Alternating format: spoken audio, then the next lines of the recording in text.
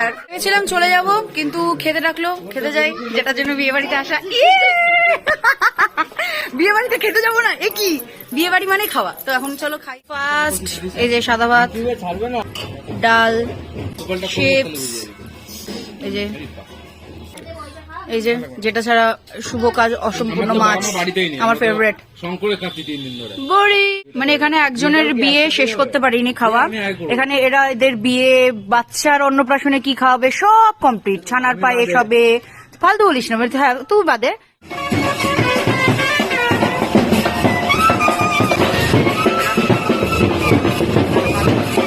এই যে পেছনে, মানে সামনে, সরি পেছনে বলছি কেন, সামনে এতগুলো লোক যাচ্ছে।